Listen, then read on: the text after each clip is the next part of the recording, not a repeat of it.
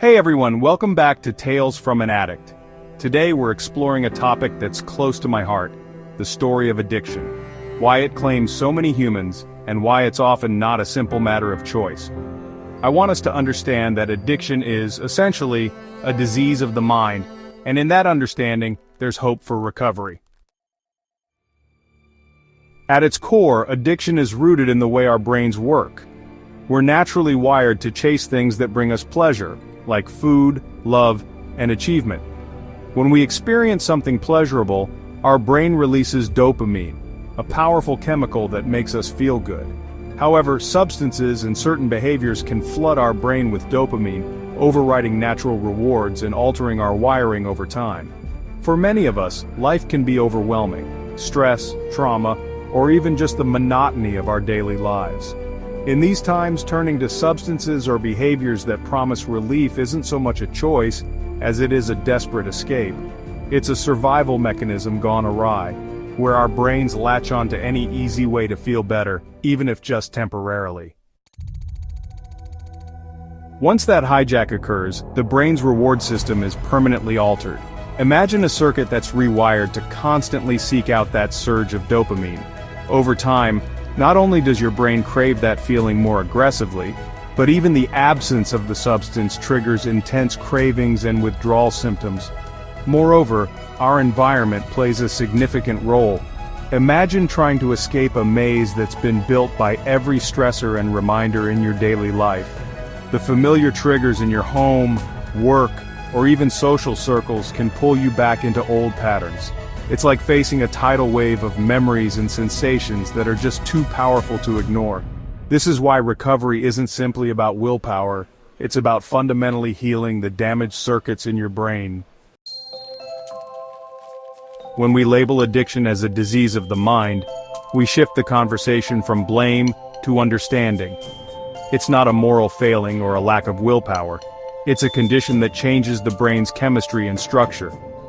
Medical research shows that these changes can be long-lasting, meaning that even when someone stops using, their brain is still in survival mode.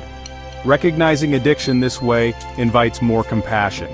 It suggests that, like any other disease, say diabetes or heart disease, addiction demands professional treatment, thoughtful care, and the right support system for recovery. This perspective helps us see that the battle is fought on a biological, emotional, and social front, and that every step towards recovery is not only possible, but also a victory against a formidable enemy.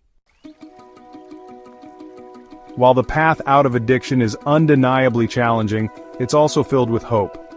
Recovery isn't a linear journey, it's a process of relearning, healing, and rebuilding. Every success story, every relapse and subsequent return to recovery tells us that change is possible. With therapy, support groups, and sometimes medical intervention, the brain can rewire itself, carving out new pathways for hope and healthier choices. I've seen firsthand how forgiveness, both from within and from others, can foster an environment in which real healing happens. Remember, every step towards recovery is progress. Whether you're just beginning your journey or you've been down this road before, take comfort in knowing that the disease of addiction can be managed and overcome with time and compassion.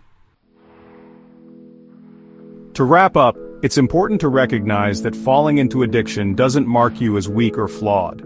Our brains, shaped by genetics, environment, and experience, sometimes turn against us in ways we never expected. But recovery is possible in every case.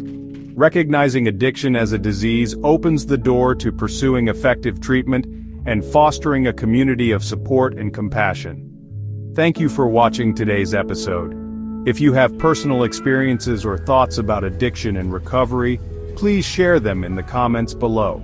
Let's continue this conversation and remind each other that there is always hope, even in our darkest moments.